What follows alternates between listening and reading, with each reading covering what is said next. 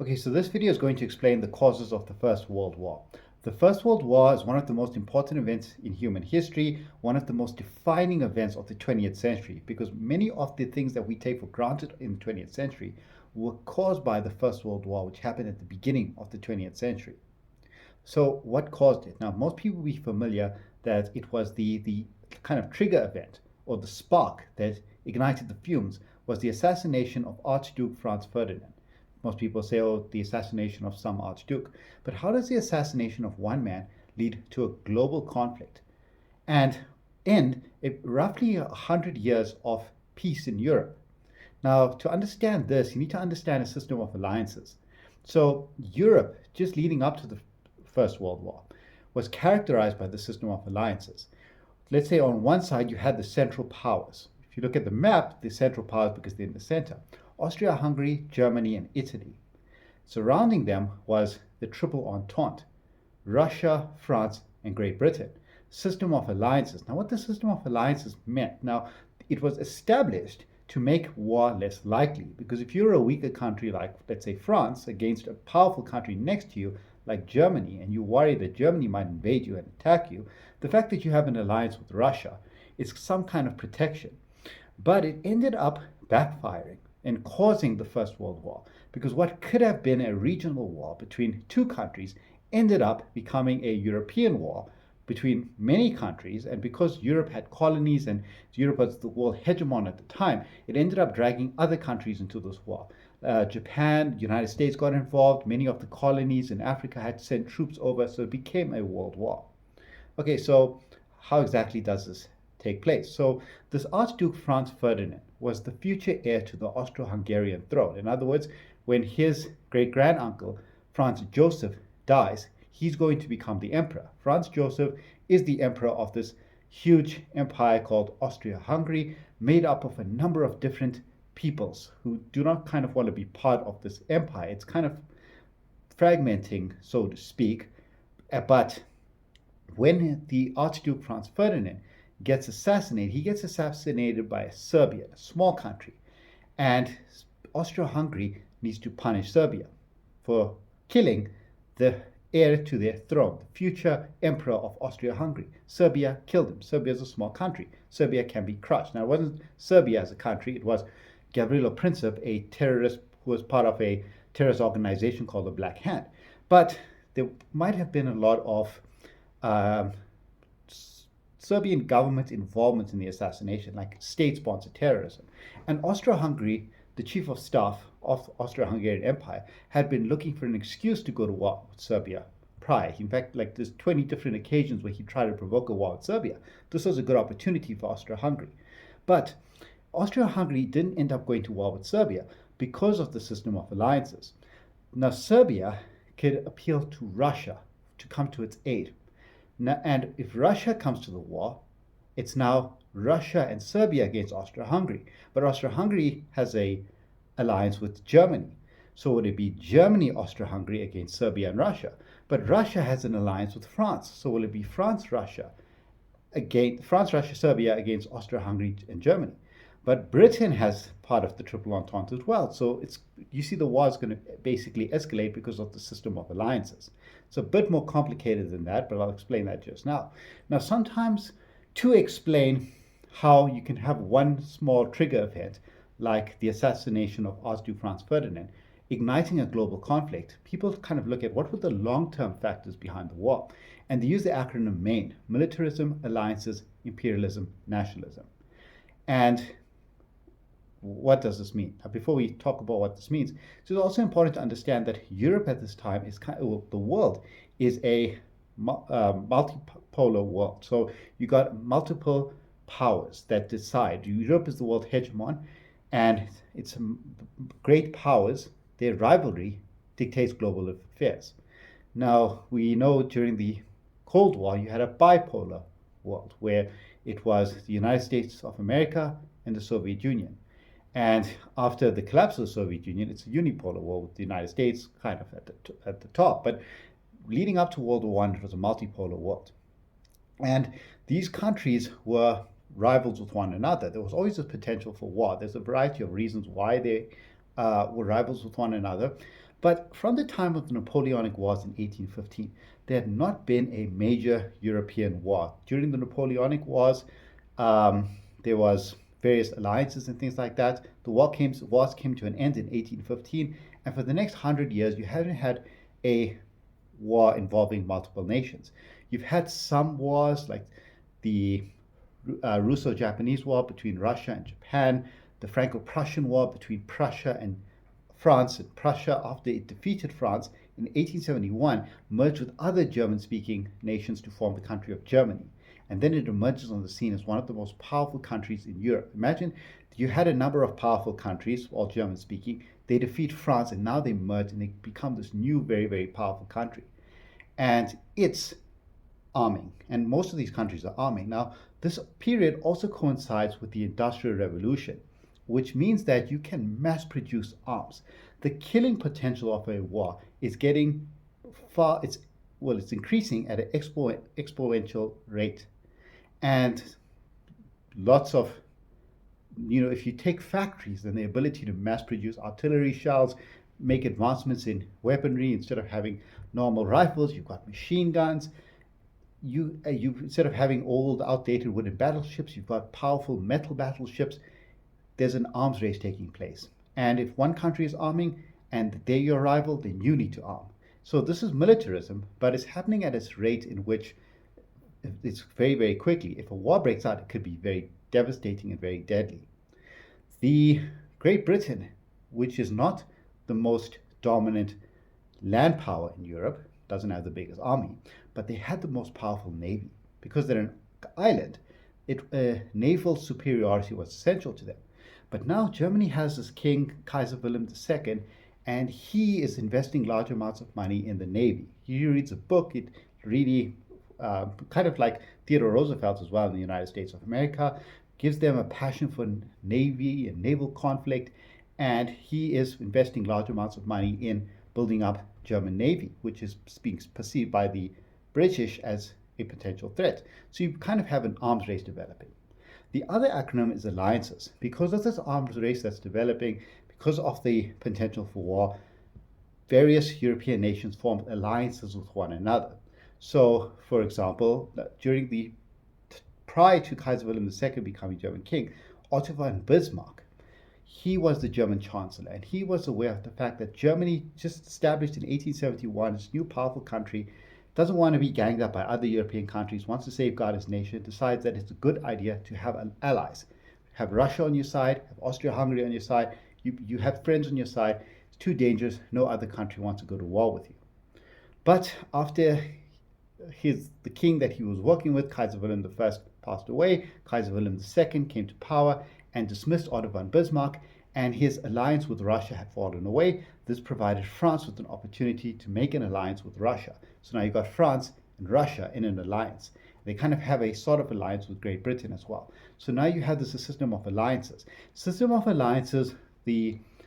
At the time that they were being established, the kings or emperors or politicians thought it's a good safeguard to prevent a war. But this is what actually led to what could have been a regional war between Austria-Hungary and Serbia becoming a European war and then spreading into a global war. Because it doesn't mean that you go to war with another country. It means you go to war with that country and its friends, and you have your friends as well. So this is why the First World War involves so many different nations. Now, the other part of this acronym main is I for imperialism. Now, with imperialism, even Scramble for Africa, there are examples in Morocco where a thing like a spark almost initiated a European war. Most of these European countries want influence, they want to colonize as much of Africa as they can, and it's increasing rivalry. In fact, in 1884 to 1885, they actually have a conference in Berlin to help mitigate tensions between themselves. So they divide the continent up amongst themselves, hoping that they can prevent a war between themselves. Another way you can think of imperialism, you also have three empires that are the meeting point is the Balkans. So you got the Austro-Hungarian Empire, the Ottoman Empire, and the Russian Empire. And between them, lots of people who want to assert their right to self-determination. So imperialism and nationalism can come to play over here. Now, so the Ottoman Empire, which was a powerful empire in 1453, the fall of Constantinople, conquered a vast amount of territory. But by this stage, it's kind of the old sick man of Europe. It's beginning to fall apart, and people who feel united by a common nationality, language, they identify as a people, are breaking away from this Ottoman Empire and asserting their right to be a independent nation state. But at the same time, you've got an empire to the north, Austria-Hungary, which is gobbling up these nation states and incorporating into their empire. The Austro-Hungarian Empire, in fact, is made up of various peoples who don't feel part of it. You got the Austrians and the Hungarians, but you also got Croatians, you've got Italians, you've got Bosnians, you've got Romanians, who are all part of this empire, but would rather assert their right to self-determination and become a nation state. So this is why the acronym MAIN is sometimes used to explain the causes of the First World War. Coming back to the trigger incident. So you got these long-term factors. So a huge arms race, lots of money being spent on weapons and ammunition, and because of the rate of technological progress that's happening during the 1900s, sorry, not the 1900s, the 1800s, the 19th century, from the end of the Napoleonic Wars in 1815 up until the First World War in 1914. You've got the killing potential of machinery is just improving. But there isn't a lot of conflict where the lessons are going to be learnt, because there's kind of like people are trying to maintain a balance of power and prevent a war from breaking out. But there is always this potential for a war to break out. It just needs like a fuse that's going to ignite it. And the fuse that ignites it will be when the Archduke Frans Ferdinand gets assassinated. And the fact that his assassination causes this war is kind of an irony, because he, by all intents and purposes, wanted to mend relations with Serbia. So Austria-Hungary is this empire north of Serbia. So these territories that are breaking away from the Ottoman Empire, getting gobbled up by the Austro-Hungarian Empire. So there's a lot of resentment against the Serbs, well, from the Serbs against the Austro-Hungarian Empire.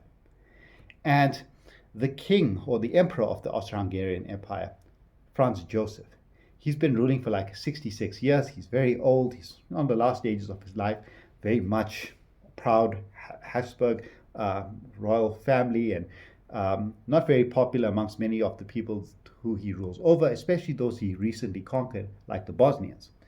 Now, his grandnephew, Archduke Francis Ferdinand, he actually he wants to mend this tension, because he sees the potential for a conflict, and he tries to be more diplomatic towards the Serbians. So it's very ironic that it'll be him that gets assassinated. Now, he's going to travel to Sarajevo in Bosnia to oversee the army's military tactics, but he goes at the wrong time. This is like a Serbian national important day for them. It commemorates the Kosovo War, and they see that Archduke Franz Ferdinand traveling to Sarajevo, the Bosnian part of the Austro-Hungarian Empire, place where the Serbians feel that he doesn't have a right to rule over, that should rather be liberated and merged with Serbia to form like a pan-Slavic state, like a state like Yugoslavia that later gets established. So there's a lot of resentment. It's not a good idea for him to go there at this point in time. Nonetheless, he decides to visit. And a terrorist organization, the Black Hand, which evidence suggests might have had some Serbian government involvement in, but nonetheless, a group of young Serbian nationalists, they plot the assassination of Archduke Franz Ferdinand. So he travels in an open-top vehicle, car, with a parade behind him, and they travel, and the planned assassins throw a bomb at his vehicle, hoping that it kills him. But it hits the door of the vehicle. The Archduke, he ducks, and the bomb hits the door, bounces off, hits another vehicle, and blows up, causing injuries. Now, it wasn't a good idea for Franz Ferdinand to go visit Sarajevo at this point in time. This was actually, a lot of people thought, no, it's not a good idea, don't do it. Now his life was just spared, right, by chance. You know, the bomb hit the door, bounced off. But instead of going back or to a safer part, he decides to stay in Sarajevo and actually travel to go visit the hospital that those who were injured in the early attack were stationed. Now, this young group of terrorists, they were given poison pills if to prevent if they let's say the assassination attempt doesn't work out or they get captured, take the poison pills, kill themselves. The individual that threw the bomb at the car takes the poison pill, doesn't kill him, he tries to drown himself in the river, doesn't die, he gets arrested. But the whole thing is a disaster. And one young member, who's ironic because he's not even the best assassin, so to speak, he had bad aim. His name is Gavrilo Princip. He was very disappointed. He went home, ironically, to a street called Franz Joseph Street, the emperor of the Austro-Hungarian Empire. But on the street, he went to a shop or restaurant to buy a sandwich. Very disappointed. He's all excited. I was going to kill the Archduke Frans Ferdinand, but the plan failed. And so he's all disappointed. But by chance, the Archduke Franz Ferdinand shows up right in front of where he's buying the sandwich. Now, what happened is the Archduke Franz Ferdinand went to go and visit those who were injured after the earlier bomb attack, but his driver got lost. And maybe there's more to that story, but nonetheless, they ended up on the wrong street, and he tried to reverse the car. These are not modern day cars, the engine stalls, car gets stuck. Gavrilo Princip walks out, sees the person that he was planning to assassinate right there in front of him. Archduke Franz Ferdinand shoots him, shoots his wife Sophie, kills them both, and this is going to be the spark that ignites the First World War. But how? All right, so he's dead now. Austro-Hungarian Empire are furious. Their chief of staff in their army, he's been looking for an excuse to go to war to Serbia for a long time. This is his opportunity. He wants to do it. He puts pressure on Franz Joseph. They just killed your great nephew. We have to do something. But they are reluctant because they are aware of the potential diplomatic ramifications because of the system of alliances. So if it's just a war between Austria-Hungary and Serbia, Austria-Hungary is much bigger. They should be able to defeat Serbia. Serbia is too small. It's unlikely they're going to be able to fight such a big empire. But what if Russia or someone gets involved? So Franz Joseph communicates with Kaiser Wilhelm II of Germany and asks Kaiser Wilhelm, if we get involved in a war, now we have to punish Serbia for doing this, would you come to our aid? I mean, Kaiser Wilhelm, he gets kind of a negative stereotype as a warmonger and things like that. After the rise of Adolf Hitler, because of Hitler's evilness, some of the pressure gets removed off Kaiser Wilhelm. But nonetheless, Kaiser Wilhelm offers Franz Joseph the so-called blank check, where he says, yes, we will help you. To be fair to him, he didn't really think a war is going to break out at this point in time, because there have been similar incidents that happened like this previously, and a war was prevented. So apparently he said, yes, if you do get involved in a war, we will come to your aid, and then he went on holiday afterwards. So Franz Joseph, now with the confidence that Germany will come to Austro-Hungary's aid, will issue an ultimatum to Serbia designed to be rejected. In fact, even if the Serbians rejected it, there's evidence that the Austro-Hungarians would have still found a way of saying, no, your response is not good enough. So they issued this ultimatum to Serbia. So the Archduke Franz Ferdinand, his assassination happens on the 28th of June, 1914. 1 month later is when this ultimatum will expire, the 28th of July, 1914.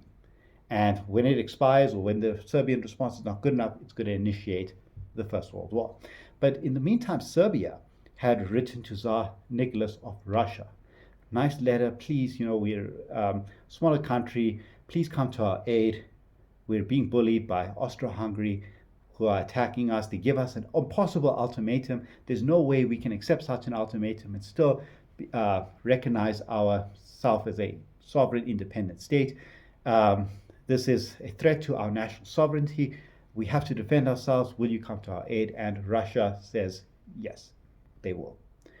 And the moment the Austro-Hungarians reject Serbia's response to their ultimatum, they immediately start shelling Belgrade in Serbia. And a war breaks out. But it's still, at this time, a regional war. But now, Russia starts to mobilize. Now another country is getting involved. All right, so it's not just a war now between two. Russia's mobilizing. But this is a huge problem to Germany, because Germany is now Austro-Hungary's ally, so it should come to Austro-Hungary's aid. But Germany, they realize that if they wait too long, there's going to be a problem. So instead of waiting for Russia to actually attack Austria-Hungary and then Germany getting involved, that would put Germany in a very bad situation, because if they do that, then France, Russia's ally, might get involved. And then Germany's going to fight a war on two fronts. Half their army fighting Russia on one side, half their army fighting France on the other side. Now the Germans believe, and for good reason, that they are the strongest army in Europe at this time. But if you have half your forces fighting the whole Russian force on your eastern front and the whole French force on your western front, you have half an army fighting a full army and half an army fighting another full army. It's not a good strategy. They had been preparing for something like this, something called the Schlieffen Plan. And the Schlieffen Plan said that Count von Schlieffen had designed this plan, and it was that if a European war ever breaks out, you need to knock France out first, then deal with Russia. Why? Because France, industrial organized nation, but you defeated them in the Franco-Prussian War. 1870, Prussia's part, what would become part of Germany, defeated France. And it defeated France actually relatively quick. The war took place over a long period, but the actual real decisive conflicts took place very quickly. So they knew they had the potential to defeat France quite quickly. But Russia is big, so it would take longer to defeat Russia. But Russia at this point in time is also kind of seen as backward because it's very agricultural, it's not very industrialized, it had kind of fallen behind in the industrialization race. So the idea was that it would take Russia a longer time to mobilize. So you had to get France out quickly before Russia mobilizes. Now, when Russia starts mobilizing, Germany needs to make a decision now, because they can't, again, sometimes Germany is seen as the aggressor of this war because they did some attacking. They invaded Belgium and France. But why did they do that? Because Russia was mobilizing, and they couldn't wait for France to say, you know, we're going to declare war on you. So they had to act. So they asked France, all right, we need some guarantee that you're going to stay out of this war. You've got a lot of forts pointed towards our direction. Can you give us the keys to those forts? And then once this war's over, we'll give it back to you. So that was kind of, they wanted some insurance that France wouldn't get involved. Now that's a ridiculous thing for them to ask France, because those forts that are pointed towards, large guns pointed towards Germany, is their defense against Germany. If they give up the keys to that, you know, they make themselves very vulnerable. So obviously the French had to say no. And then the Germans had to make a decision now, right? Russia's mobilizing, war has broken out. Are we going to wait and take our chances, or are we going to make the Schlieffen Plan work? And they decide we have to make the Schlieffen Plan work. Also, at this point in time, the idea, now we know today's perspective, World War I, long war, Western Front, trenches, very little progress, loss of life, etc. But at the time, the thinking is, if you hit the opposition quickly, hard, decisively, you'll end the war you'll end it quickly. So it's probably, but you have to act quick. So Germany can't sit around and wait too long and then have a long drawn-out war. They need to act. So they have to go and attack France now, because France doesn't give them a good answer. So they have to do that. Now, Britain's kind of staying out. Now, Britain, France, and Russia were part of the Triple Entente, but Britain's kind of deal with France, its alliance, wasn't that secure. It was, sometimes it's called like a handshake deal. So Britain could pull out. They didn't have to get involved necessarily.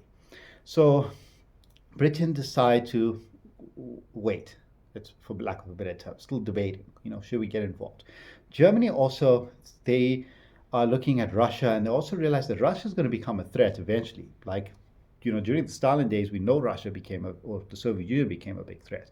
At that time, they recognized Russia's potential. Russia wasn't a threat yet because it was very agricultural, falling behind the industrialization rate. But with all the French loans going to it, it's only a matter of time before Russia becomes a major power. So it's also in Germany's best interest. If this war is going to take place, let it take place now. Let's go crush France and then quickly crush Russia. Now the problem is, if they attack France on the French border, remember those keys of those forts that, with the guns pointed towards Germany, that's heavy artillery. If they attack on that border, the Schlieffen Plan won't work, because the Schlieffen Plan says that France has to be knocked out quickly before Russia mobilizes. Now, if you go and attack on those borders, you know, those fortifications, it's going to take long for the Germans to destroy those fortifications and enter into France. So they need a quicker route to get into France. So there's a neighboring country between Germany and France. There's a few of them, but by this stage, they had adjusted the Schlieffen plan to just focus on one, which is Belgium. So the idea is they're going to ask Belgium permission. Let's go through. Can we just use your roads, your railways? We won't kill anyone. We won't do anything bad. Just need to go for our own national security, take out France. And the Belgian government say, no, we're a neutral country. We don't want to help support you going and invading France. You have no right to enter into our territory. This is a problem now. The Germans have to make a decision. But they don't know what's going to act. Now, Belgium has the Treaty of London in 1839. In fact, Germany and Britain both had a treaty with Belgium protecting Belgian neutrality. Britain is going to feel honor bound to defend Belgian neutrality. So when Germany invade Belgium, suddenly Britain has to get involved. So the Germans don't know this. Had they known that this would be the thing that causes the British, they might have adjusted their plans, but they didn't know at the time. So they invade Belgium to get to France. Belgium holds them off. Britain declares war on Germany, and this whole thing is now initiated. Austria-Hungary is attacking Serbia. Russia's mobilizing its army. France is prepared for a German invasion. Germany has just attacked Belgium. Britain is going to come in. Germany will go through Belgium, start attacking France. British troops will be stationed in. And that's how the war breaks out. Now, there's not a video on what happens during World War I. I'll make more on that. But how do other countries get involved? The United States, they've been trying to stay neutral for a very long time. But as the war progresses, they start lending more and more money towards the Allies. Now, part of the reason they do that is Britain blockades Germany. So the United States is open for business for anyone who wants to do business with them, but they end up doing more business with the Allies. But now they lend a lot of money, sell a lot of arms. Now, if you lend money to someone, you generally have power over them. But if you lend them a lot of money, they have power over you because, if they lose the war, let's say Britain loses, the United States is not going to get its investment back. So it kind of, as the war progresses, gets more and more involved in hoping that the Allies win. Germany will sink a lot of ships because from the German perspective, I'll cover this more in the video on what happens during the war. They need to blockade Britain as well because Britain's starving Germany. And if Germany puts a blockade on Britain, they can really starve Britain. Britain's an island. It's not as self-sufficient as Germany is. But the problem with that is they're sinking a lot of American ships. And they don't have the biggest navy per se, but they do have submarines. But the submarine just needs to attack a ship from below. Now, there's rules governing warfare and how you're supposed to do this. But if you get up and raise your flag and ask the ship, do you want to fight back or you want to go back home, you're going to give up your position. Now, if that ship does have weapons, they can destroy the submarine. So it's Germany's best interest to just sink the ships. And they sink the Lusitania, which carries a lot of American people. So as time progresses, Americans are getting more and more irritated with Germany. Also, during the time in which Germany invaded Belgium, they did a lot of atrocities to Belgian citizens, which was used for propaganda purposes to vilify the Germans. The British made good use of that. But eventually, the British will intercept a message that the Germans had sent to Mexico, stating that if America or the United States does get involved in the war, Germany would help support Mexico to try and get back some lost states to the United States. And when this happens, the United States will eventually get involved in the war. At the same time, Russia will get out of the war. It'll have its communist revolution. Austro-Hungarian Empire will also get involved in the war at an early stage. But basically, the assassination of one man, Duke Frans Ferdinand, eventually became the trigger or the spark that caused this global conflict. Thanks.